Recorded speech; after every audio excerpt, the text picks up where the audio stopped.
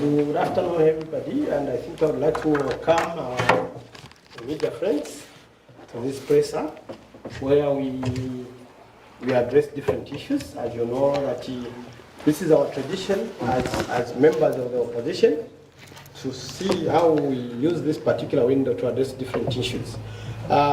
With me here is that we will have Honorable Kafwaya, and then we have Honorable Sanga and Honorable Ndubile, and also our national chair lady is in the house and to give support. As you know that soon we'll be having issues of Women Day and many other. But I think traditionally we address the issues that happened in the week. We also address the issues that we feel are of great importance to communicate to the nation. To set the ball rolling, we'll have Honorable Fire, who, as you know, had that motion which saw members of the ruling party storming out of parliament, which is a misnomer from where we stand, especially that we are supposed to debate on the issue of the living conditions of our people. May I call upon Honorable Kafwaya to set the ball rolling with the issues that he has prepared for today. Honorable Kafwaya, sir. Honorable Fube, I would like to sincerely appreciate you for calling upon me to tender my views to the Zambian public. I'm very grateful that the Zambian public could join us this afternoon as we interact. Allow me to just recognize my honorable colleagues who are here, as well as the media. Today, I have very few things to say. I think they will revolve around the motion on which the UPND or the executive side of the National Assembly decided to walk or run away from. I want to start by saying that the common denominator for progress is the people. If you make progress as a country, the people should be able to appreciate that progress. If you think you are making progress as a leadership and the people think otherwise, you need to take a breath and think why the thoughts of the people are inconsistent with your thinking. The UPND has been bragging about having made a lot of progress. And yet what I hear everywhere I go is that people are suffering. So the progress that the UPND brags about does not reflect in the expressions of the people. So I decided to come up with a motion on adjournment, which motion was going to highlight the pain that the Zambian people are having with regard to the high cost of living. And I also intended to establish measures which I thought would help to resolve the matter once those measures, were appreciated by the executive arm of government. But we saw what happened. What happened was that all the members, or most of the members, I think I could tell there were just about 3 members from UPND who remained in the house. All the others left. They walked away. I want to tell the members of UPND, the ministers and backbenchers who walked away, that you did not walk away on me. You walked away on the Zambian people. And the same way you walked away on the Zambian people will walk away on you. Unless they forget, because some of you think that Zambians forget easily. So many things that UPND has done against us, the people, from the time they came into power, we have not forgotten. Now, I have observed that there has been some responses coming from government players. As a matter of fact, the minister responsible for information and media was on ZNBC yesterday, responding to a number of issues, including their walkout. Just this morning, our Honor the Vice President spent about 20 minutes explaining the cost of living, although I observed that no question was posed to her in that regard. And I've heard that the chief whip, the government chief whip, also has been in the media justifying why the UPND members walked away on people. Now, some of the reasons that have been given, I'll cite the Honorable Minister for Information, for example. He said that the people who walked away or the MPs who walked away on the people that day were walking away on me, and that I was just given the taste of my own medicine. He said I am sarcastic, and that I've been abrasive to the head of state. I am very concerned with those views coming out of the mouth of the Minister of Information. I am concerned because the subject under discussion or under consideration was about the cost of living for the Zambian people. That subject has got nothing to do with the way I look on the face. It has nothing to do with smiles or lack of smiles. It's got everything to do with the suffering of the Zambian people. That is why I brought it there. And the minister further adds that they walked away from lies. Honorable Minister, how can you determine lies before they are spoken? I think that there ought to be decency. But to just address the issue of me being sarcastic, I would like to remind the Honorable Minister that he is the one who disrespected our Honor the Vice President, then Mrs. Inonge Mtukwawina, and the Minister was requested by the Honorable Speaker that time to apologize, and he refused. Now, if you compare my being unhappy with the high cost of living, my being unhappy with the high numbers of illicit financial flows, my being unhappy with the amount of allegations of corruption, and somebody who disrespects the second highest office in the land, and when called upon to apologize, he refuses to do so. Who is sarcastic?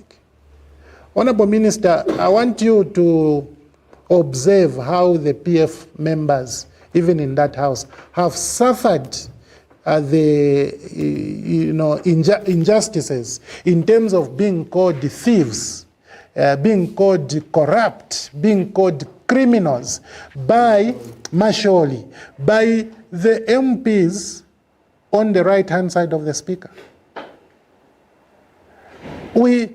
We have not complained. We tend to think that one day the UPND members will realize that for anybody to be regarded as a criminal, such a person must be proved by the competent court of jurisdiction. Is that what you say? But those people there have been calling a lot of us as Masholi. You know the issues of the 48 houses, issues of ambulances, but the story of ambulance has not stopped. It was, I think it was the cost then. Today it is the procurement mode, it is the selection of suppliers, it is now going into delivery issues. These things are happening now. So why are those UPND members quiet about the fact that the stories of ambulances have continued, even after the PF left office? So I think you need to be measured the way you consider your brothers and your sisters. I think for me, I am grossly unhappy with the high cost of living. I am grossly unhappy with the levels of corruption. I'm completely unhappy with the middlemen that UPND government has brought into everywhere. Can you imagine even supplying power from ZESCO to the mines, there has to be somebody in between?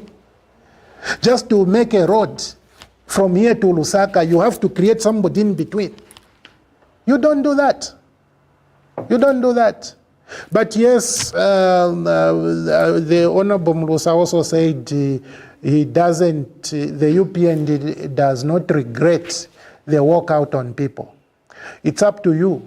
And I am very sad that even after all the people have spoken, your own members, the UPND members, are disappointed with the walkout. The church is disappointed. CSOs are disappointed. As a matter of fact, I saw a note from JCTR expressing disappointment. You still say you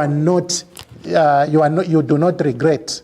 I think you are just a party of people who really don't care about the people. If I were you, even if I had a position and the people come and correct that position, I would tend to go with the people. But UPND is insisting they do not regret the walkout. It's okay. It is the people who are feeling the pinch now. In 2026, you are the one who will feel the pinch. Because these same people who are suffering the high cost of living will be voting in 2026. And you are the one who will be begging for them to vote for you. For me now, I will speak for them. I will appeal, to them to live among each other in harmony and be able to look after each other so that when the time to kick you out of office comes, all of these people will have to have a say. And I took note of Her Honor the Vice President's response this morning. It was unsolicited, but yes, she responded. And Her Honor was kind of laughing at me, saying that the UPND government cannot reduce the price. It was as if I wanted to tell the government that reduce the prices. Chosan koni mitengo. Your Honor, that is not the point. My point was to highlight the suffering of the people, and also to speak about various policy interventions that I think can help the country if you did take into those, you took into account those policy interventions. For example, under fiscal policy, it was my strong intention, to talk about your tax policy. Very strong intention to speak about your tax policy. I intended to speak about your non-tax policy. I also intended to speak about your expenditure prioritization. That is what I wanted to. And everybody knows that the tax policy affects the cost structures in all of the supported or unsupported industries. So we know that. So I intended to come with specific recommendations on your current tax policy so that you modify your tax policy now, and people would begin to quickly benefit from those interventions. It was my strong intention to discuss the monetary policy. You see, I had intentions to talk about this, the monetary policy. Among that, I was going to discuss inflation. Among that, I was going to discuss interest rates. But also on interest rates, I was going to tackle the issue of, the MRP. So I was also going to talk about your export policy. In particular, I could have talked about your export policy with regards to millimil, and with regards to electricity. So I wasn't going to say Fumieniko Mtengo Chosankoni, no. I was going to say intervene here and there so that the cost structures for producers can become moderate, and thereby their selling prices for their commodities would become cheaper. But I was also going to talk about your trade policy. Okay? I was referring, I've talked about the NAPSA versus the contractor and the road. Remove the middleman. What is the middleman doing there? And this middleman is already collecting money. He's already collecting money for the road which has not been done. Where is the money going? You are not the one who is funding the project.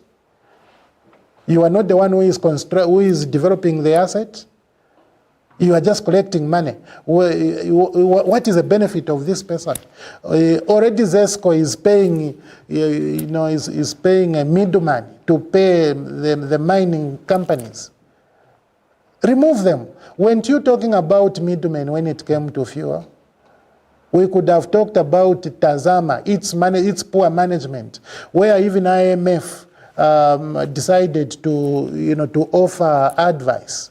But you don't listen until things just become completely broken down. This is when you are trying to make adjustments. Now,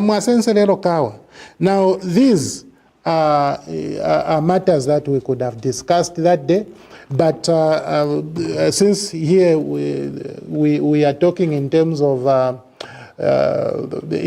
abbreviations, we could have expanded these issues for our people to benefit from, and also government to benefit from. But what we had is the government, the executive government, walking away on people and causing the quorum to collapse, and thereby no conversation. So they could not formally debate this matter. I know that Honorable Muitwa has been talking technically. No, government needed to take no action. You can't ignore the high cost of living. You would be a careless government to ignore views that are coming to help you resolve the high cost of living. So I expected that the members on the right-hand side of the speaker, those in the executive part of government, we are going to be interested in resolving the problem of the high cost of living, and they were going to exchange their views. And those who would have been there, who are in the executive, could have taken up those ideas and be able to possibly implement them. I know that UPND hardly implements good ideas that come from the opposition, but this is affecting everyone. It is affecting UPND members, it is affecting PF members, TONSE members, it is affecting the people in rural areas, people in peri-urban and urban areas. This is not a matter anybody can ignore, except perhaps the UPND. I wanted to just make it clear what my intentions were, but unfortunately we are dealing with the UPND government. Let me just briefly now, as I conclude, comment on some views that have been expressed by some people. I think I read the newspaper the other day where a bishop was saying that tribalism is rife in UPND. I know that UPND has been trying to craft legislation to stop people from talking about tribalism. And the reason I think they want to do that is because they know they are in high gear when it comes to tribalism. I want to recommend that UPND government should moderate on the appetite for tribalism and regionalism. I am saying so because as the bishop said, the Zambian people will respond very badly to this because Zambians do not want tribalism, not even a bit. If you don't heed the advice of the bishop, you will be in trouble. We have long believed that even those people you have packed at cabinet office, and those you have fired, tribalism and regionalism has been a strong influence. To that effect, I want to challenge Her Honor the Vice President to release the list of names of all the people who have been packed at cabinet office and those who have been fired after being packed there, so that the issue of tribalism can be seen as to whether people are justified in claiming that this particular scourge is rife. Publish the names of all the people who are seated at cabinet office in the holding position. And if you may, proceed to submit even the names of those who replaced those people in those offices or positions from which you plucked them. Stop tribalism. Now, this subject of tribalism should not be popularized. No one should popularize this subject. This subject should diminish. But you see, the bishop makes an observation. Even people who are just commentators, like Why Me has also made some observations. Now, because of your own poor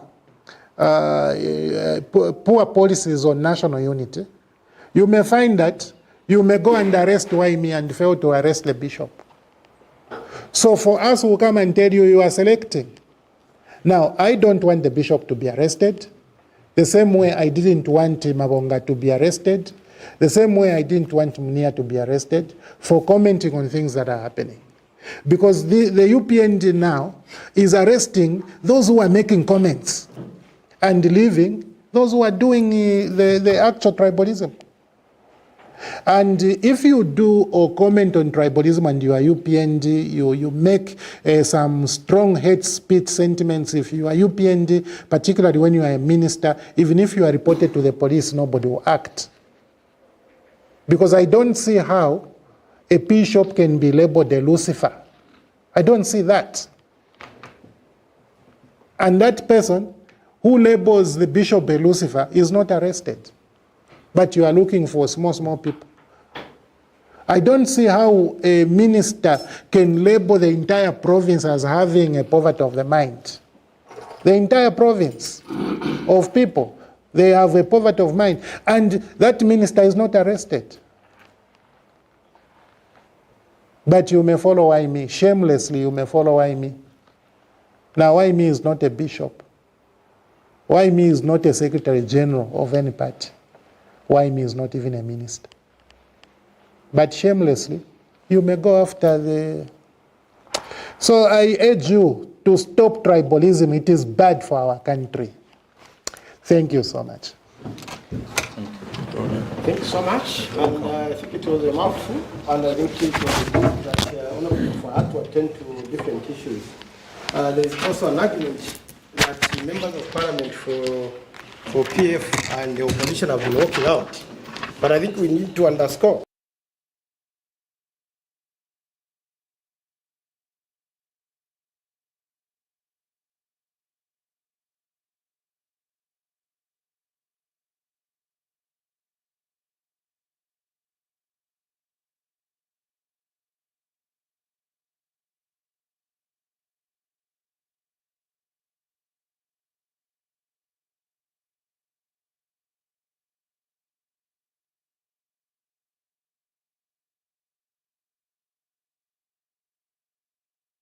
those that had collapsed a quorum right in front of the speaker, and the speaker allowed it. And the other time we walked out was when Honorable Kangombe was trying to protect the Constitution, which was Article 60 of the Constitution, and the grabbing off the political party called PF. That was the protest. And we walked out because we thought the Constitution was being mutilated, and according to Article 2, we have the right to protect the Constitution. Again, 16 members were suspended out of that particular walkout. And we wait to see those who walked out on the people because of conditions of service, where conditions of the human beings would be suspended. Maybe on a close-up, as I link, is the issue of institutional corruption, which Honorable Kafwaya linked to. I think the institutional corruption has even been, identified by the highest civil servant, the Secretary to Cabinet, when he was warning permanent secretaries, and I think that is already in the public domain, when he was telling them that they have transferred a lot. They have also chased shadows a lot. It's time that they started submitting these officers to the anti-corruption and the other law enforcement agencies. And when we look at that, it did talk about the problems in the procurement system. We know the scandals that have been coming out, and that is institutional corruption. So we don't want to underscore, of course, other things that have been addressed by Honorable Kafwaya. I wouldn't like to overemphasize them in the interest of time. At this point, I would like to call upon Honorable Tsanga to address the issues as it may be. Thank you. Thank you very much, Mr. Moderator. I also recognize the presence of senior members of the Patriotic Front here, led by the Chair Lady for Women Affairs in the Patriotic Front, under the auspices of the Tonse Alliance. I recognize the members of Central Committee of PF, who are also senior members of Parliament. I'm grateful for the opportunity, Mr. Fuwe, to also interact with the people through the press, whom I also welcome here. I think on a starting note, I would like to be permitted, Leader of Opposition and National Chair, as the leadership of the Tonse Alliance, to congratulate our colleagues, our friends who recently launched a new political organization called the Zambia We Want. You have noticed that there's a new child or a new kid on the block, a creation of a new political party. We in the Tonse Alliance have received the notification of this launch with massive excitement.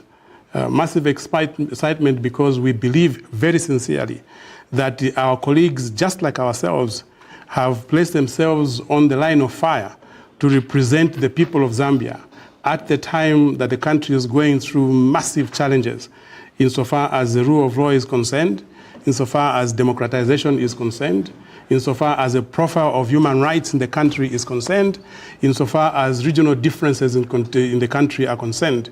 We have the firm belief that very soon, we as the Tonse Alliance, we will begin to engage with our colleagues in Zambia We Want to find a point of convergence on the understanding that we all represent the aspirations of the Zambian people.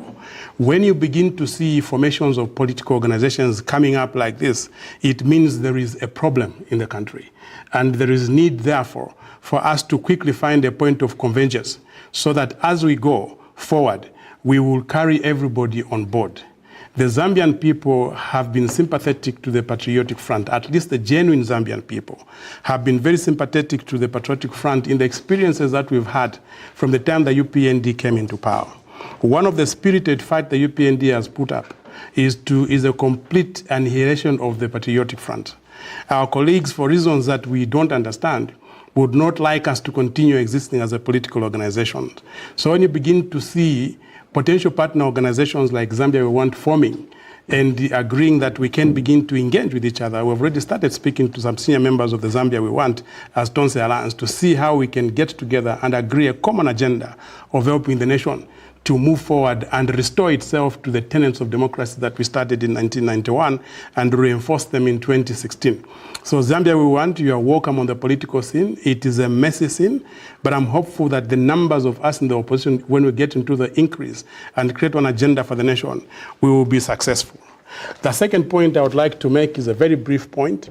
I would like to make a call on the Inspector General of Police. I hope and I know he's here listening to this broadcast, because usually when a team like ours sits here to speak, we know the people that are listening to us. There was a complaint that was filed by Ambassador Emmanuel Mwamba on Max Mue, an individual who had decided to take it upon himself not only to scandalize the 60th Republican president, but also to make statements that have a potential of creating tension in the region. Recently, Mr. Simue found it fit to accuse the 60th Republican president, Edgar Chagwa Lungu, who, to the knowledge of the whole nation, know that he is actually in South Africa on medical review, and he attributed him to be having meetings with some named presidents in the region with a view to come and destabilize the UPND government. Those statements were not only false, they were not only highly inflammatory, they were also extremely provocative for those of us who side with Edgar Chagwa Lungu because he's the president of the Tonse Alliance and the Patriotic Front. But we calmly decided to respond to it by following the law and filing formally a report with the Inspector General of Police. It's over a week now. We have not heard any statement from the police service on what they're going to do with this individual. You can begin to imagine what the police in Zimbabwe are thinking. You can begin to imagine what the defense forces in Zimbabwe are thinking, that their president can be linked to a story, false as it should sound, which has a potential of destabilizing the region. I think the government must take decisive steps against Mr. Simue and ensure that he comes to account for his statements that he made. And if they are false, it must be disclosed to the nation so that we can restore the potentially explosive relationships that are beginning to develop between ourselves as a nation and the neighbors with whom we've enjoyed peace for close to 60 years from the time we got independent. Going on with the case of the 60th Republican president, we've had a very unfortunate experience in Parliament this week, when, unfortunately, for reasons, again, that cannot be made very clear, our colleagues, crafted a position where they wanted to draw the House into discussing the issues to do with the health of a Republican president. This we've made a statement before. I just want to repeat it very briefly here. We had said ourselves that we were deeply concerned with the attitude that was taken by this government to decide at an hour as awkward as this week to begin to want to speak about the health of a 60th Republican president when the whole nation knows what has happened in the past. The whole nation is aware that this government has paid zero attention to the welfare of this president, especially from the time that he declared himself that he was going to come back into active politics. He has been classified as an ordinary person. He has only been assisted by the benefaction of people that are outside government. Even what he's doing right now, it has only worked because people that consider themselves partners to the Tonse Alliance, partners to the Patriotic Front, and who are concerned with the welfare of the 60th Republican president, brought themselves forward and decided they're going to assist the president. I think the story had been crafted with an intention to try and create the impression that this government has been taking care of the 60th Republican president when everybody knows the fact. It was very comforting that the Honorable Minister of Health did not want to attribute anything to what is going on with the president, although he made a false remark that this government has been taking care of the 60th Republican president. That is a falsity, and it must be corrected. Like everybody has been saying, Mr. Lungu must be allowed to continue enjoying his private life, because when the government decided to withdraw all the privileges that he was entitled to under the law, it became an issue of people basically deciding to look after the president because they love him.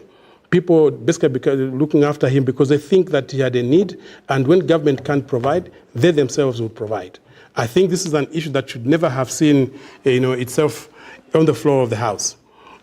If you see what is happening, it is actually a very unfortunate development, because mostly the people who are bringing the name of the 60th Republican president into disrepute are people that built their political career around his image. Even the individual that raised this motion on the floor of the House, Honorable Nyambose, I think the MP for Chasefo, he is an individual who is well knowledgeable of the Republican president. If genuinely he had concern about this individual, a phone call would have done. We are always speaking to the 60th Republican president. We phone him every other day to find out how he is. As his younger brothers, as his children, we want to know his welfare. And the answers are very categorical. He is well, he is in high spirits, he is talking to his doctors, and he will be coming back to continue with the work of the Tonse Alliance. That ill-intended motion by Mr. Nyambose, I think if I was sitting as the 7th Republican president, or indeed as a very senior member of the UPND, I would take such a statement coming as it did from somebody who is supposed to actually be a child or a son or a younger brother of Edgar Chagolungu. I would take it with a pinch of salt. I would not ride on it and want to make negativity about what is happening to Edgar Chagolungu. When his own brother is the one who wanted to raise this motion, it is extremely unfortunate, and I would only just want to caution that the UPND government must change its presentation. It is very strange that those who fought for the UPND as members of parliament when they are in the opposition, those who worked very hard to ensure that the UPND come into power, have now been obliterated in terms of appearance. You don't see any of those members of parliament who were very vocal when UPND was in the opposition, saying anything even on the floor of the House in the House. They are actually being caricatured, they are being guided, they are being overshadowed by those who came from elsewhere. Most of the people who are raising issues about the UPND and how it is working or how it is succeeding in working were not there when these MPs were fighting to put UPND in power. I honestly and sincerely sympathize with the UPND members of parliament who are genuine, and who have been completely put in the back of a curtain, in preference to people who are sweet talkers, nice speakers, those who wriggle their lips and tongues when speaking to the Republican president to make him look like he's a giant, when his own people who fought for him are sitting quietly watching what is going on. The president must be very, very careful with these individuals. If they can betray Edgar Chagwalungu, what do they do with the church if he loses power? We need to become very, very careful as leaders of this nation, and ensure that we speak only to those who we know we can trust. And with our colleagues in the UPND who are now not being listened to by the senior membership, I just want to welcome them. Tonse Alliance is not a political party. Tonse Alliance is an initiative of the Zambian trying to recalibrate this nation. We know some of them have got credibility, and we know that they are actually respected leaders. For me, I would like to extend an open olive to them, an open branch rather to them, and ask them to possibly consider enlisting on Tonse Alliance. We know that they're speaking to our colleagues behind the curtains. It is probably time for them to come to the surface now and ensure that we begin to work together to change this country. It is unfortunate that you can wage a struggle for 20 years and put a government into power only to be overshadowed within 3 years by people who actually came from MMD, came into the Patriotic Front, destroyed it, and now went into UPND trying to destroy it. If we are going to do this, we are going to lose a direction politically as a nation, because politics is about passing on. We are going to make all of us who are seasoned leaders, we who respect our responsibility to govern, you're going to make the public begin to judge us wrongly, and they're going to give power to children who may not even be prepared to run the affairs of the nation. Please become mature. Our colleagues who are jumping from one political party to another just to go and destroy what your friends have worked hard to build. Okay. For me, I wanted to speak about the Anti-Corruption Commission today. I think these were just my introductory remarks. But the Anti-Corruption Commission, there is something positive to say about it this week. And quite sincerely and honestly, it's unfortunate because I would have wanted to make the remarks I'm making now on the floor of the House. I had indicated that I was going to debate, the appointments of the Anti-Corruption Commission with good intentions. But the miscalculation by presiding officers is always the thinking that when we want to debate, we are all going to debate in the negative. So sometimes they curtail debate, and who loses at the end of the day is a business of the House. I just want to say that we as the Patriotic Front and Tonse Alliance were concerned with the absence of leadership at the Anti-Corruption Commission for close to a year, from the time that the board was dissolved and from the time that the DG was shown the door. That institution is not only strategic, but it's also important to inform the nation about how resolved we are in our fight against corruption. It was very unfortunate that we had left it without incumbency for a long time. And I was going to say yesterday, thank you to the UPND government, at least for making a decision to fill the vacancies that had been created after those unfortunate incidents that we had seen in the fight against corruption. We had totally collapsed. In fact, even now, we have a collapsed fight against corruption. Nobody can tell me in this country that we are succeeding in fighting against corruption. The only thing that we are succeeding in doing in the fight against corruption is pitting the former government against the new government. Up to now, the only fight we know about corruption is chasing people that you think built houses when they were in government and wanting them to account for the houses. And even without following due process of the law, you subjected them to some kangaroo kind of legal process and have them dispossessed of their properties. I am thinking that what happened yesterday is a dose of confidence in the Anti-Corruption Commission. And I am thinking that these individuals who have now been given the opportunity, rare as it is, to preside over the affairs of the Anti-Corruption Commission will stand up and will discharge their functions with distinction and will pay particular attention to what is the agenda of the fight against corruption in the nation. I was quite comforted by the names that we were ratifying yesterday in Parliament. Mr. Justice Evans Zamaundu, who is just a retired judge of the Supreme Court, is the individual I have personally interacted with for more than 25 years. He has risen through the ranks, from being a magistrate in the subordinate court to a high court in the high court, and finally he was given appointment as a judge of a Supreme Court, which is served until his retirement. I think that his appointment, controversial as it sounded at the time he was appointed, will help to restore confidence in this institution, because as everybody knows, the Anti-Corruption Commission is a quasi-judicial institution. In all fairness, to appoint somebody who has served as a judge in the High Court to be the chairperson of the Anti-Corruption Commission is, in my assessment, an appropriate appointment. A few issues were raised regarding Mr. Jack Kalala, and I wouldn't want to belabor the point, but to raise the issues that those issues that were raised against him were very genuine. That he has passed the mark of appointment means he comes to the Anti-Corruption Commission with a huge challenge to try and prove that those who expressed negativity about him may have either been mistaken or at least he's taken time to reflect, and commiserate and rather review himself, so that when he comes to take over this important responsibility, we will not see what happened at ZNBC repeating itself at Anti-Corruption Commission, because it actually is going to be on the board of directors in comparison, in terms of drawing analogy with what he was doing at ZNBC. I hope that he listened to what the debaters were saying, and is going to prove himself that at least we are dealing with a changed man. Mrs. Ngwase Mwale is somebody that I have interacted with again for more than 20 years. She's a seasoned governance expert, and she brings value to this institution in my assessment, and I'm hoping that she is going to stand up and function with distinction. Sometimes people change depending on where you put them. Sometimes when you're overwhelmed by the challenge that faces you when you're appointed, you present a completely different person from who you have been known to be. I have the expectation that Mrs. Mwale, who I have known to be a ferocious NGO activist, will carry the same capacity into the SEC to ensure that the board becomes functional, compared to what we were seeing in the last board, where nothing was going on until they actually had to be dissolved, because mostly they spent time dealing with each other rather than dealing with issues concerning corruption in the nation. Kaumbu Mondela is a lawyer whom I have known. I think I have mentored him to some extent. I know him very well. He is also a very seasoned corporate governance lawyer. And because he's appointed to the board of the Anti-Corruption Commission, I have the expectation that he's going to export into this institution his acumen in corporate governance and ensure that what is going to be happening at anti-corruption is going to be in accord with the expectation of corporate governance of a quasi-judicial institution, which is also a quasi-government institution. As I say, the anti-corruption is a very important institution.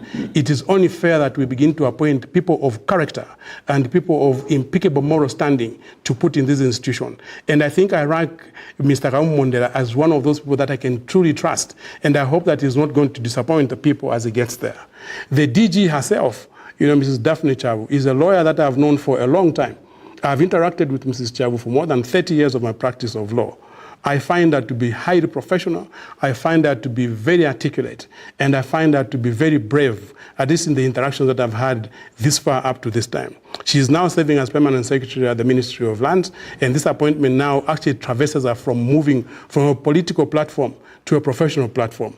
People have actually argued that this appointment somewhat was wrong because she is actually an active member of the UPND. It's a huge challenge. It's a huge challenge because if everybody has followed the SEC, Mr. Tom Shamakamba, one of the reasons why people believed he never functioned was because he was also extracted from the UPND leadership and put into this position. The challenge Mrs. Chabu has is to transcend quickly from being a political figurehead to a professional person who runs an institution that is so important.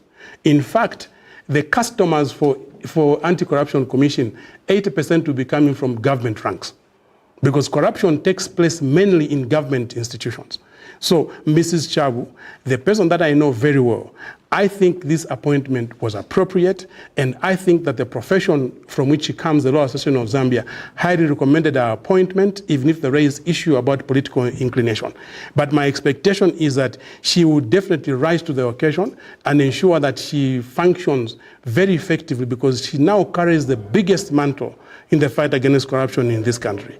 Having spoken about that, I want to express what I expect are my expectations from what I want to see from an Anti-Corruption Commission in the next 90 days.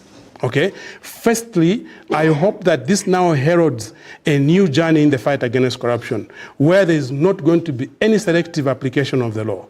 We've had challenges before where we have heard that if a government official is alleged to have committed corruption, somewhere there's been some kind of defensive mechanism taken by the government in power to prevent the public even knowing that somebody is being investigated. I am hoping that the arrival of Mrs. Chabu at SEC means now this door is shut. If you are from the opposition, if you are from the government, if you are accused of corruption, the law must visit you in equal measure without any restraints. I also want to call upon the government, in which these officers will operate, to allow them to independently operate, to be decisive and without fear of any recrimination, and to prevent the visible, backlashing that we're hearing previously, where the commissioners were bickering amongst themselves instead of carrying out the rules they have, to ensure that we fight against corruption. They must take on and investigate all the cases that have been brought to the light by the public. There's so much information about what is going on in the UPND government. We hear all manner of stories about corruption in the UPND, which have never seen the door of the Anti-Corruption Commission. With a new team, I now have the expectation that this team is going to close its eyes to who comes before them and open its eyes to nothing else but justice. All the cases we've heard about these ministers who up now have not been mentioned, we want to hear about them probably in the next 1 week, that there's investigation against all these ministers, and the recommendations are going to be made. If prosecutions are going to ensue, they must ensue. Most importantly, these appointees must consider and recommend to the government that we should review and amend Gazette Notice 1123 of 2021.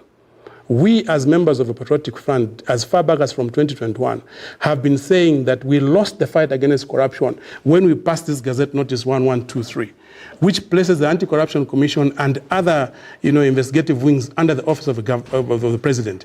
We think that even the previous DG and the previous directors of ICC were unable to function, partly because there was this sealing called Gazette Notice 1123, which was restraining them from carrying out their functions. This SEC board that has been appointed together with the DG must brave it up and look at this Gazette Notice and see what kind of impediment it provides to them discharging the functions as those who fight corruption. And they must openly recommend to government that Gazette Notice must be reversed almost immediately, so that we can open up this fight against corruption and people can begin to see a profile that shows that this country now is very serious about the fight against corruption. Let me end my remark by making this statement. Firstly, the Secretary to Cabinet, as Honorable Foya said, has made a disclosure that there's too much corruption in government. He was carpeting his permanent secretaries that they're allowing corruption to take place because they're not carrying out their functions. I want to call upon the Anti-Corruption Commission now under the leadership of Mrs. Chabu to take a keen interest in this statement and ensure that what the Secretary to Cabinet was saying is acted upon, and that everybody who has been found wanting, and most especially because most of these permanent secretaries were actually appointed by the new government. They cannot accuse those historical directors and others who've been functioning in government to be corrupt. This corruption is being fueled by those who are appointed under the new I think it's New Dawn, this new government, that 80% of these were appointed by them. Their own Secretary to Cabinet has made a statement that there is high level corruption in government. There is need for this Anti-Corruption Commission to show us that they've come in here with teeth and they're going to function on it. There is a very controversial issue about the agro-fuel contract which was recently terminated. This contract is just not an ordinary contract. And voices have been raised regarding how this contract was being performed. Here's another challenge to the Anti-Corruption Commission. Open it up. Inquire about what was going on in this agro-fuel transaction.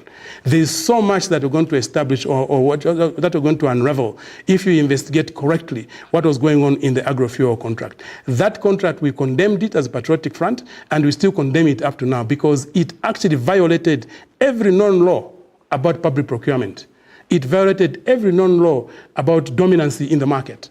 When the government was saying it is opening up the petroleum market, suddenly a single individual was put in the forefront and was doing everything in petroleum procurement and transportation. Now that there's been this termination, and now that there's been voices against it, it is a challenge to the new Anti-Corruption Commission to open this Pandora's box and see just who is going to be found at fault.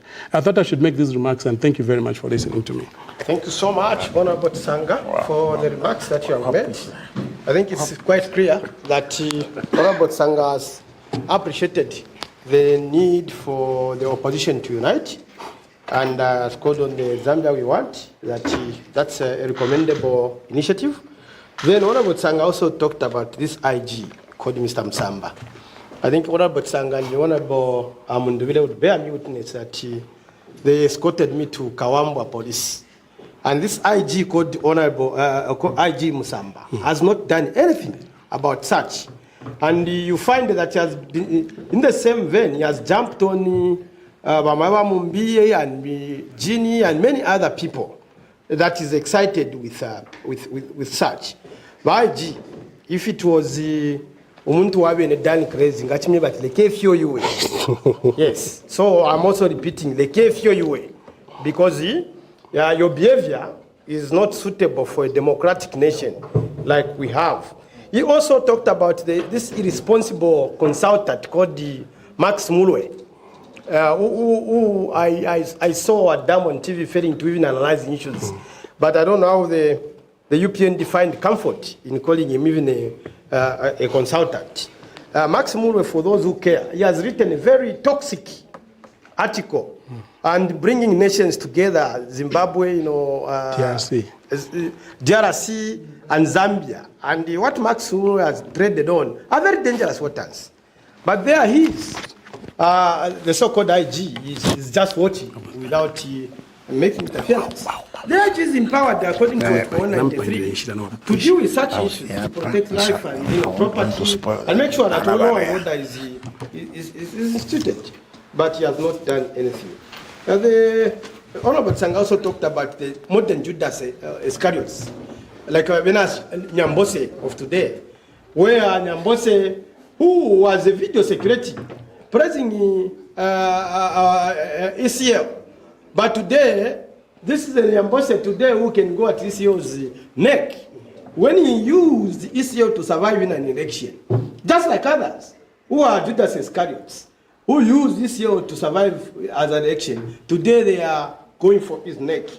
Those who betray others, don't even trust them. Even you talk to them later. Yes, and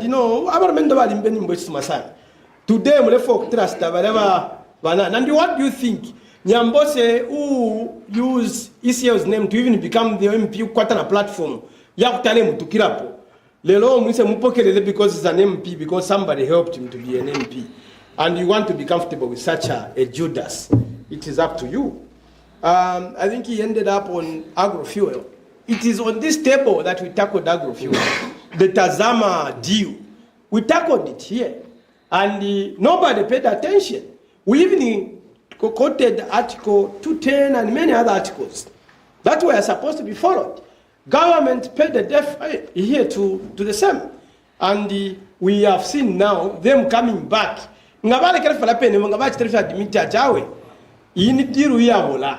we know that every deal, including the dual carriage where they are eating, they would have just come back. And I know that there is no PPP. Before talapanga po na 1 kilometer. Ale swamo matoge sani. I have 3. Ale swamo for 23 years. Before talapanga po na 1 kilometer. Tali PPP bombati. Ngawapange chintu wachimu na chambo kubomba. Ero wala swamo. Ero wabula PPP. Wabula winda mashanapsa. Wapelo private individual. Futi bale swamo for 23 years. Na bambo kuswamo tabala appreciate. Mwe bantu bakwalesi. So I think let me call upon Honorable Munduvire to wrap up and give a final punch to our presser. Honorable Munduvire, sir. Thank you, Honorable Fuve. I will start by acknowledging my colleagues, Honorable Mrenga Kampamba, our National Women's Chair Lady, members of Central Committee, the name of Honorable Mtotwe Kafwaya and Honorable Joe Chisanga, Honorable members of Parliament present, Honorable Mlenga Fuve. I've seen Honorable Emmanuel Tembo and our hero, our local hero from Petauke, Honorable Simon Jehovah Jaire Banda, JJ.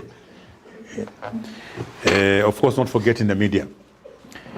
My colleagues, Honorable Kafwaya and Honorable Tsanga, have done a fantastic job. And I think there's nothing to take away from the discourse that they've had today. Mine will just be to add to what Honorable Kafwaya said, he talked about earlier, to do with the walkout from the UPND.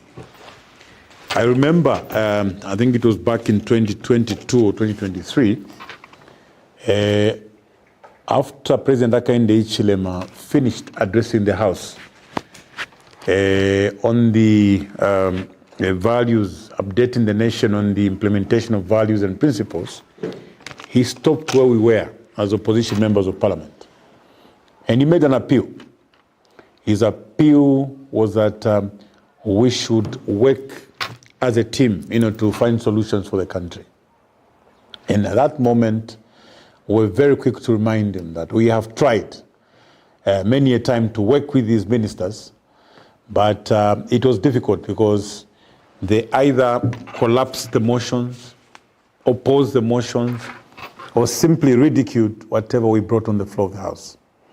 And he made an assurance to us to say he was going to have a very serious chat with them, so that they could come to us whenever there were national challenges, especially that he was acknowledging one fact, that there was a lot of experience that resides in the members of Parliament from the opposition, many of them having been ministers before.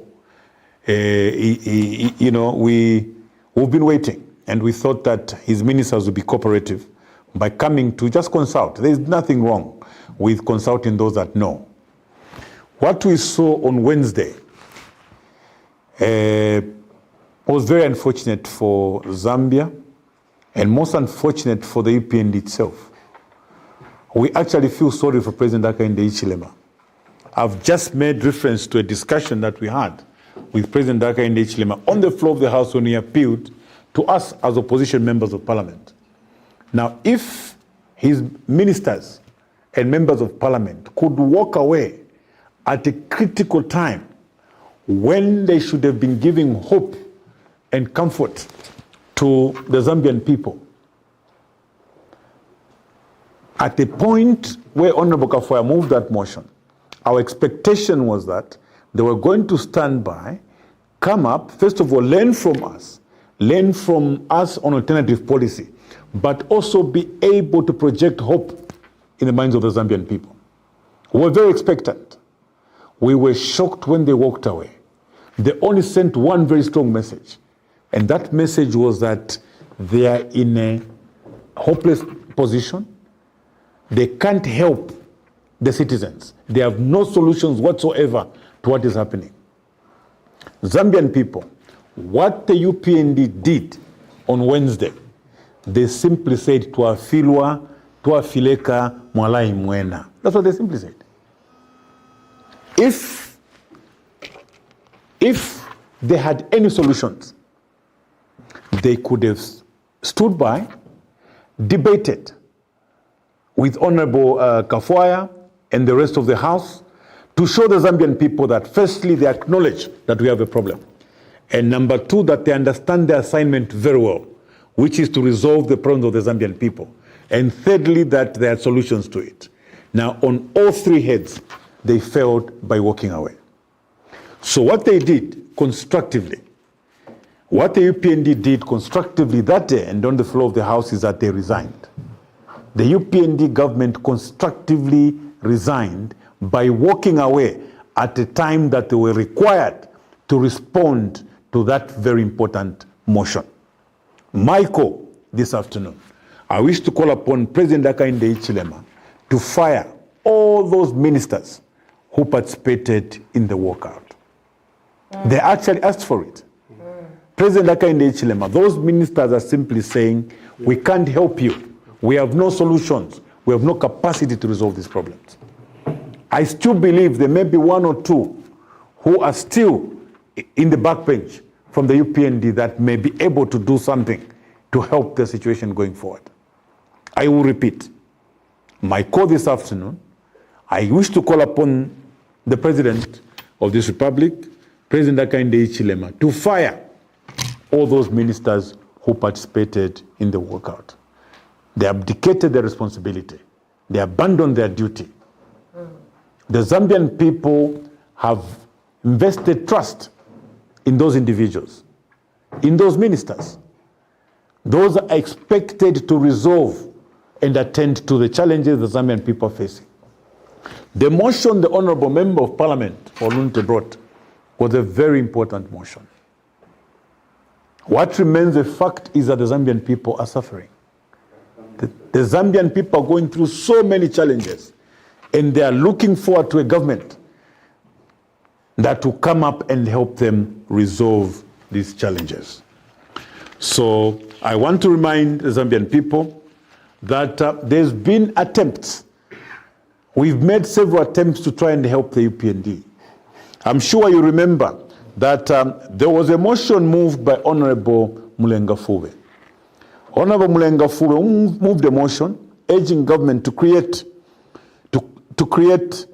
agroecological zones, which were going to help with production and productivity in the agriculture sector. That motion was rejected by our colleagues on the right. The reason why I'm bringing in this is to show what Honorable Kafwaya was trying to achieve. Some of the objectives from the Honorable Member were that, look, let's come together to try and find solutions to reduce this high cost of living. Number one, if we increase production and productivity in the agricultural sector, we can begin to bring the cost of living down because most of our food will cost less. So it's a call on President Hakainde Hichilema because I expect that he's going to fire most of those ministers that have been opposing these very progressive motions.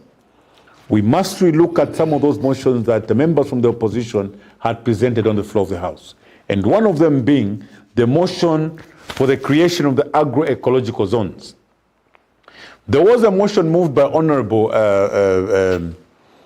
Kangombe, and Honorable Pavyuma. This was at the time that we were debating the second stage of the bill on the mineral commission. Their motion was that, their proposed amendment, as a matter of fact, was that we must increase the local content from about 10 or 15% to 20 or 40%. This was to ensure that once that is embedded in the law, the Zambian contractors working on the copper belt and other areas where there are mining activities will be able to access higher volumes of contracts from the mining houses. The beneficiation, the benefits coming from the mines to the contractors was going to be more. And by so doing, it was going to help to reduce poverty and indeed the high cost of living. Because one, we're going to get a bigger share from the mining industry. And remember that in terms of resource mobilization through foreign exchange, if Zambians got 50% of the business going on in the mining sector right now, we would expect that there will be an inflow of forex into this country, which will reduce our exchange rates and thereby help reduce the high cost of living. Honorable Kafwaya had these ideas to say, can we come together and maybe remind each other on some of the missteps that we've had in the past, so that we can relook at what maybe we consider to be bad motions or bad amendments and help the country move forward. There was a motion on the floor of the House on the establishment of the poverty datum line. Even this particular motion was collapsed on the floor of the House. There was a motion, of course, the main motion by Honorable Kafwaya urging government to come up with practical measures to reduce cost of living. All these motions have come on the floor of the House from the opposition so that we try and assist the UPND government to lead this country better. Now, countrymen and women, as we sat back, for us as the opposition, when we have a member like Honorable Kafwaya coming up with a motion, we actually sit back and plan on how we're going to tackle that motion. I know that he has brought out some of the things that we wanted to discuss. Honorable Tsanga has equally done the same. I'll just run through quickly some of the areas we wanted to bring on the floor of the House when debating that particular motion. You know that when President Hakainde Hichilema was campaigning, he campaigned heavily to civil servants. And I think that he promised them that once he came into power, he would look at debt swap, because he realized that most of the civil servants were highly indebted. And that one, they owed these financial institutions money, and they were equally owed money by government. Therefore, proposals to have a debt swap were being tabled. As a matter of fact, during the PF, that program had actually started. President Hakainde Hichilema, I think in one of his meetings, had mentioned that he would improve the conditions of service so much for civil servants that maybe there may even be no need for them to borrow going forward. But at the time that we're coming into power, these civil servants were already highly indebted. Now, we want to state that as we speak now, that debt stop program has been abandoned and has not been attended to. So civil servants, as we speak now, are going through untold misery.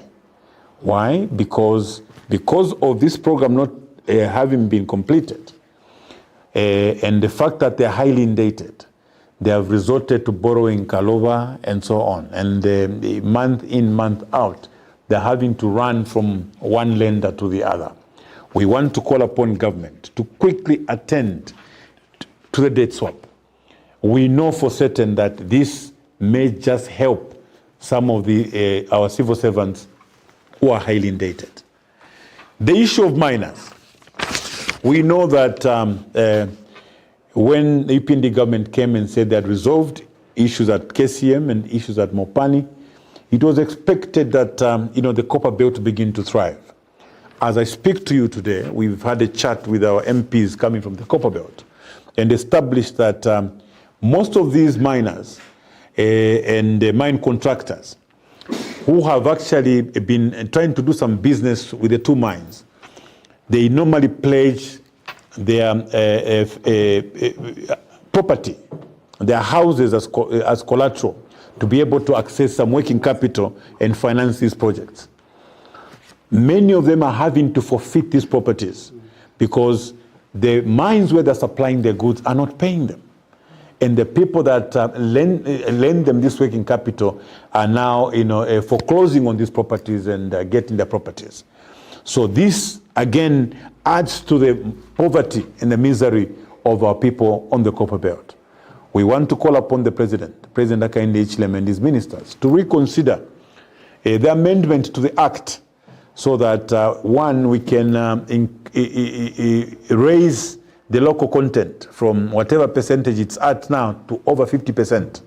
And number two, encourage the mining houses to pay the contractors on time. so that they don't find themselves in these embarrassing situations where they are now having to lose the property which they worked so hard for. And we also know that most of the business currently, at the two mining houses is being given to foreigners. This is the reason why that particular amendment is very, very important for local content. There must be some guaranteed business for the locals. Minister of Mines and Minister of Finance have many a time come on the floor of the House to tell us about how they are resolving challenges in the mining sector. Our position as Patriotic Front and our position as TONSE is that the UPND government are only resolving problems that relate to foreigners. All the problems that relate to the locals are not attended to. If that wasn't the case, then by now they would have been quickened to increase participation of the local companies in the mining sector. They have opted to restrict the participation to about 10%. Now, you have these foreign mining houses that you have given huge concessions amounting to billions of dollars, but you also want them to trade within themselves, not allowing the Zambian contractors to participate substantially in this particular sector. Our call on behalf of the mining contractors on the Copper Belt and beyond is that government should relook at that motion. Government should look at that amendment and ensure that we increase the local content from whatever percentage it is to at least over 50%. Otherwise, what's the benefit for the Zambian people? If they're going to be restricted to only benefiting from employment, Zambians must also benefit from supply contracts within the mines. So, President Hakainde Hichilema, as you consider firing your ministers who walked away, bring in a minister who can listen to the Zambian people and improve the livelihoods of the people on the Copper Belt. So we've talked about the miners. The other challenge that Honorable Kafwaya and the other opposition members of parliament observed is that it's been 4 years from the time the UPND came into power. There are local contractors, suppliers and agro dealers that have been owed money the past 4 years and they've not been paid. These are some of them are just simple suppliers. They supplied beans and carpenter to the army. They've supplied stationery to cabinet office. They supplied this and that, did this and that with schools. And they've not been paid for the past 4 years. So we want to urge government that one way we will not have a single answer for resolving the poverty levels and indeed reducing the cost of living. We want to ensure that, first of all, those that have worked, let them be paid. So the local contractors, suppliers, and agro dealers should be paid. And Honorable Kafwaya, I just want to mention that we have to continue. I know that the motion that you had was to speak for the Zambian people, and that many of the points we wanted to deliver on the floor of the House should still be delivered, whether it's on radio or other platforms. Because what remains a fact is that the Zambian people are suffering. The civil servants expect us to speak for them. The miners expect us to speak for them. Mine suppliers and contractors expect us to speak for them. The local suppliers, these are women and youths that have supplied items to government, expect us to speak for them. And that's exactly what we are doing today. I just want to conclude my discussion with an item that you raised, Honorable Kafwaya. This is to do with Article 259.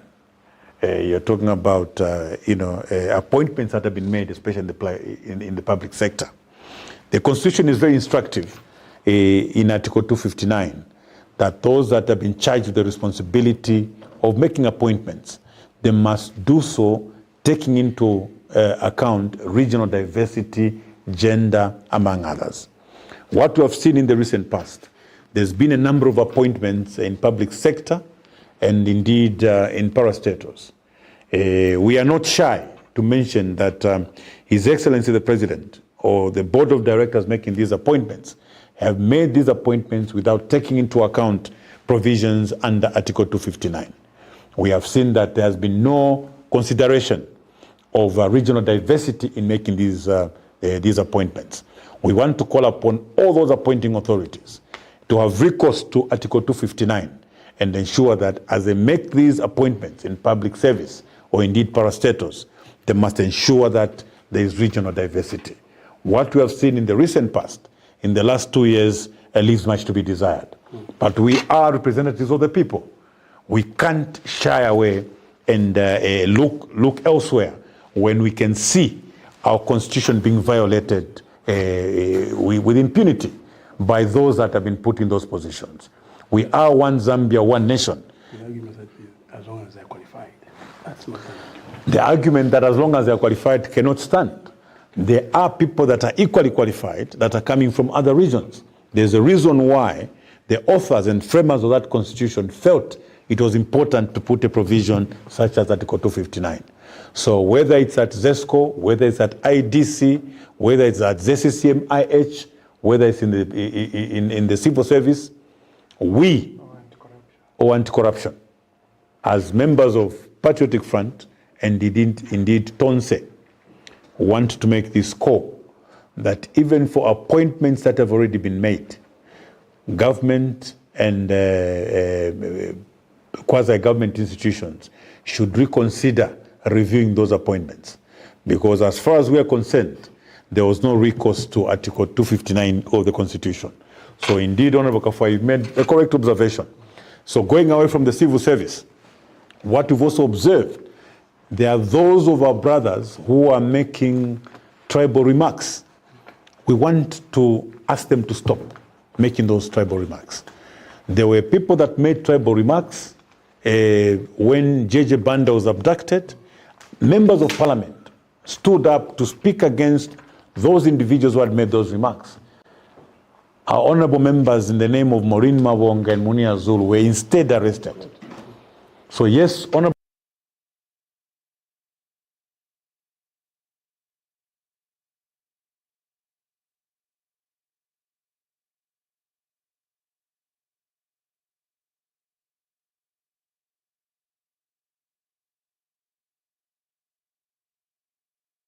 should have been arrested by now for the remarks that he made against the bishop. Maximue should be arrested by now for the remarks that he's making.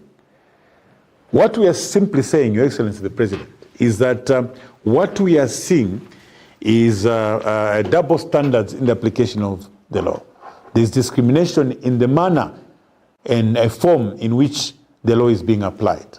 Our call as leaders of the people is that there should be an equitable application of the law, a fair application of the law. Like Honorable Kafwa was saying, the next thing you hear is that this young man, what's his name again? Kapwepwe. You will hear that he's picked up. Yet all the other people that made tribal remarks and remarks that were divisive continue to walk the streets. We don't support any wrongdoing. We equally do not support the selective application of the law. So whilst we condemn the wrongdoing, regardless of who has committed those offenses, we also wish to condemn the selective application of the law. So we will call upon the police that whenever they decide to do that, they should do so, ensuring that they stick to what the law provides. Honorable Chisanga, you made very good remarks regarding the appointments at SEC. I was being very brave in not disagreeing with you. And because you are senior counsel, I will not disagree with you. Otherwise, I would have had my own views regarding those appointments. But for now, we'll rely on your sentiments regarding these appointments. I really hope that the people that have been appointed to SEC will do a good job, starting with revealing the names of the ministers who are under investigation. Yeah, only then will we know that something can happen at SEC. It's an open challenge. We also, you talked about the judge that is now at the helm of the SEC. It remains our call that I think similar appointments could be made at ECZ. ECZ in its current form does not foster confidence in the political players. We don't think that the current ECZ can hold credible elections into the future. So as the commissioners have been replaced at SCC, we want to make a call to President Hakainde Hichilema that similar changes should be made at ECZ. At the end of the day, ECZ should be able to garner confidence from all political players. As the situation stands now, we're not the first ones to say the current setup at ECZ cannot bring about credible elections, free and fair elections.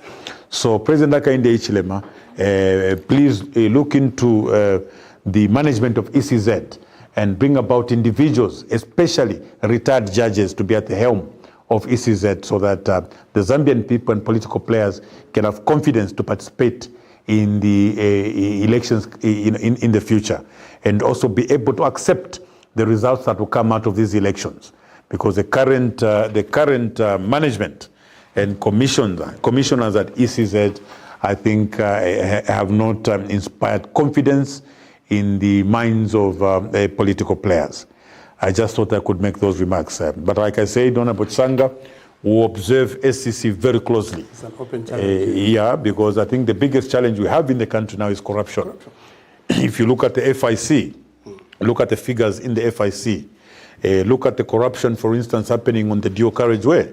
It was just last week that Honorable Kafaya brought out an issue to do with there being no consultant on the dual carriageway. We expect SCC by now to have moved. We expect DC to have moved, and 2 weeks later, nothing has happened. So we hope that with the coming of the new management at SCC, they will start with the dual carriageway, because that's in Lusaka. Yeah, there is no Itazama pipeline, and the dual carriageway, and the FIC reports, amongst others. We want to know the names of these ministers. These corrupt ministers even had the audacity to walk out of parliament when they're appearing before SCC. We want to know them. I think I'll end there for now. Thank you so much. And we also want to thank our senior members who have spoken to today's presser. And we also acknowledge those that are in the audience. And we continuously thank the media that has been supportive to our presser. Honorable Mundubire said that walkout, yaba pabiri. Kwali boku kutuka na walkout. Yeah, kwa chitike pa Wednesday kutuka. Because that's learning away from problems. It's not walkout. Walkout need to chita where we are protesting on behalf of the people. When people are abusing the constitution. That's right. No makula kwali kupola, kwali kutaba, kwali kutuka. They ran away. Yes, they ran away, as our chairman would say. Yeah, and I think Honorable Mundubire has also said that I'm a civil servants to Adambireka debt swap. Can you please make sure that that is implemented and the like?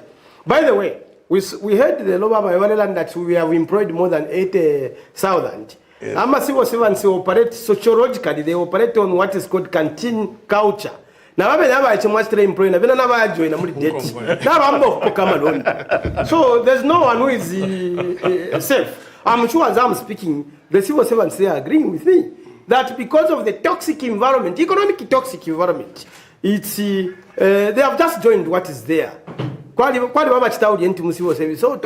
to survive, if they are still unga kabie kapoka kaloni kuna safe kapoka kaloni kuli banki. Everywhere kala civil servants. Ichinga pisha kofi kwa tashani ka debt swap shani kalabo mbako. Honorable Mundubire has also addressed a very important issue. People are saying no circulation of money and all that. What are the major factor that has caused that, as government is the richest institution to trade with, is the non-payment of suppliers as well as contractors. It's simple. You can't run an economy where we have deprived the people, possibly because of suspicions that are opposition and the like. For 4 years, the suppliers and contractors have not been paid. But the suppliers and contractors, they are connected. So that the wheel of the economy is well properly. But nothing is being done in that way. At NAPS at 20%, which has also not even been paid. It was targeting 11 billion. If you take the monies that have not been paid, the suppliers and contractors, the country would have been breathing economically now. But NAPS, and you say at Tuala, Mwali fye scandal muni rapsa. Tapa benefia lo lamu fya lo tu. And then he also talked to address an issue of content, local content. Mu mining sector. Ukamba fye elo siso road Zambia mining mu Zambia. Ukushintala lelo. Zambians, as the population progressed, have depended on mining. Even when we develop different national plans, mining still remains a very key area where we have to get monies, where we have to get a livelihood. And the moment you discriminate the locals out of the mining sector, which is giving us 70% plus on the export value, export volumes, you have discriminated the country because kalakereka punda kakulila pwavena Zambia labena. Epo mulefu wa mchiteshani, muwa chite discriminate. And I think generally, Honorable Mundubira has also talked about the selective application of the law, which is even selective justice. Ukwambila kukuikata kwa baka pokola, ukushinta na kuchita process ama cases, even the outcome of cases is selective. Abali mufungwa wengine instani wa opposition. Over trampled up charges. Abale ikatwa instani wa opposition. The boys would talk about circumcising a former president. It's not hate speech. The boys would talk about killing a person like JJ. It's not hate speech. JJ talks about abductors. Instead of him being helped, Kufama abductors is arrested. He's taken Bambo Kushuro Kimira Ngutuakale. Abductors, they are busy enjoying coffee. And none of them have been, no police, this IG has never even paid attention to talking about the abductors that JJ mentioned. And today JJ is a fugitive because the abductors were not tackled. If you that let us apply the law. I mean, the Constitution says we the people. It includes everybody. It doesn't say ba UPND ni mama kula yafi mweka na nguni mama kula sekela mweka uko na ulama funde. Where if we report number 13 na ukuya kama police because na mtu reporter uyumu sambata pade fi alaro le shapo. Alaro le shapo mnyati is coming from the opposition. So mamsamba kamba mwicheme. Mukumona kweba tumwachita balance the law because you play a critical role in making sure that justice is effected as such. Having said that, I would like to ask if there is any critical pending issue from the media so that we can attend to it before we go. Any issue from the media, we don't just want to talk alone. I can see one. Okay. You can speak, sir. Thank you so much. My name is Best Gerald from Diamond TV. The Minister of Finance recently announced suspension of export duty on precious minerals and stones, zero rating it. That's about 15%. Maybe I didn't get your comment on that part as well. Thank you. The issue of export duty, Bakafuaya na Mduvile walibonse tumaduka.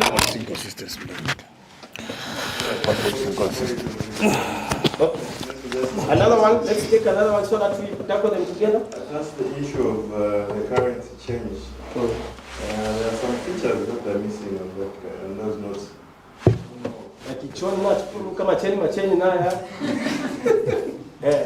Yes. Okay, we have two questions from the media. Okay, the issue of export duty. We also have why are some of the national emblems missing on the currency, or even in general. What do you make of this introduction of the currency in the inflationary pressure that we have currently? What is your view? Okay, so thank you, thank you so much. I think these are matters that are interpreted differently by different people. What I could say about the 15% waiver is that, firstly, when UPND came into power, they actually revoked licenses for Zambians who previously held those licenses. That means that UPND has now selected their own people to become the miners of those precious stones.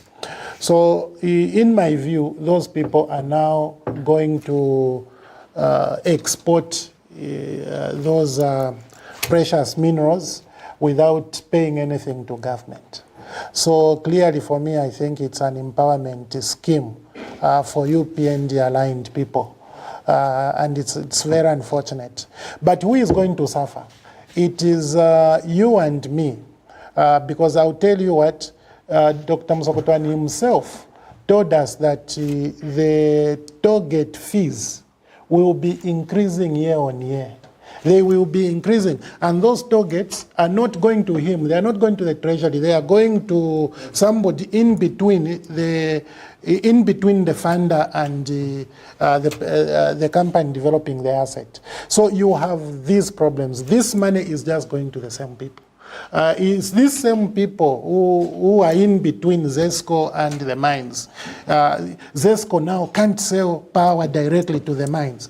They have to sell power to somebody sitting here, and then that person sells the power to ZESCO. So the model of business that UPND is creating is just favoring certain people, that they have determined that those have to be favored at all costs. Unfortunately, it's at the cost of the Zambian people. It is not wisdom, it is not wise for government to take away money when you actually don't have money. Not long ago, we were begging for money as a nation via the office of the president.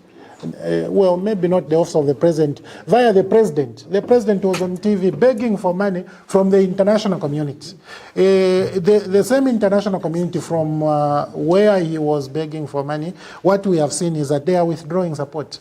The USA has withdrawn support. The Swedish government has withdrawn support. We may see that trend actually escalating.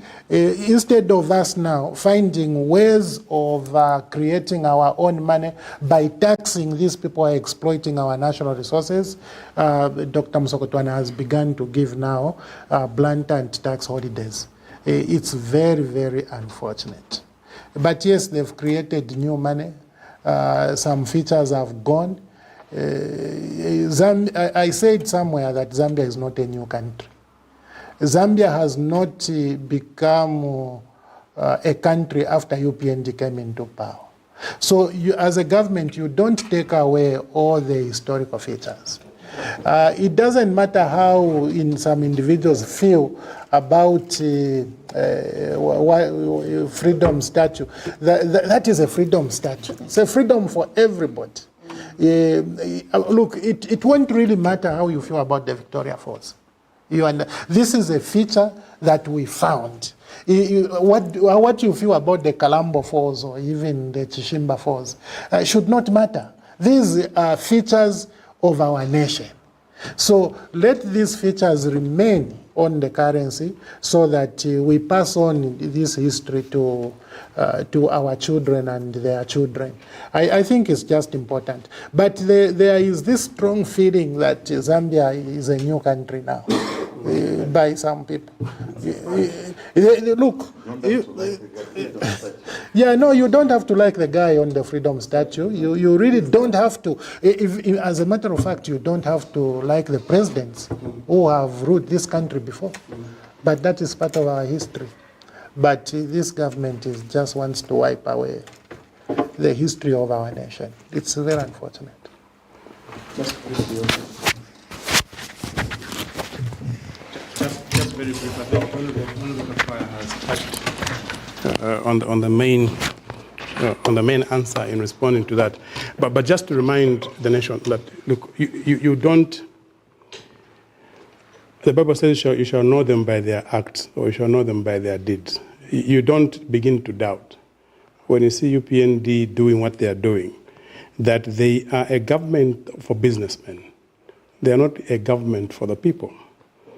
Because you can never justify, like Honorable Kafaya said, at the time when every coin that comes into the treasury matters, somebody decides to make a reckless decision as to remove tax, which can generate income for the government.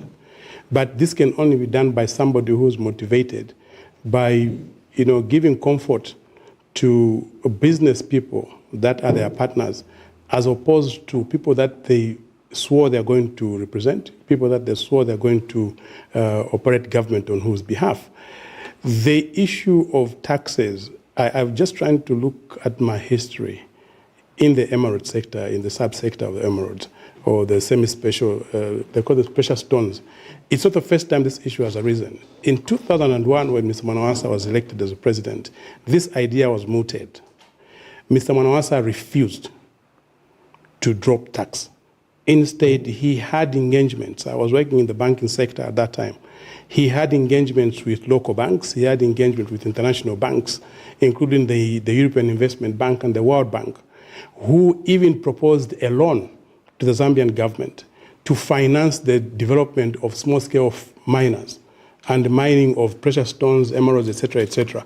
It was part. That is how a government responds to a challenge like this. You don't respond to a challenge like this by opening it up for people that are not even citizens, but who have dominated the mining sector, allow them to start mining your minerals and take them out of the country free of charge. I've been hearing that there have been some little organizations that have been lobbying for this thing, but you can tell that even those organizations have actually been moved or they've been persuaded by the bigger boys behind the curtains who would like to ensure that they get a benefit from mining our minerals, at a very cheap or even at no cost at all. And this is across the board. It's not only the mining, the 15% you're talking about. You should look at this in the same light as you look at other incentives given to the mining companies.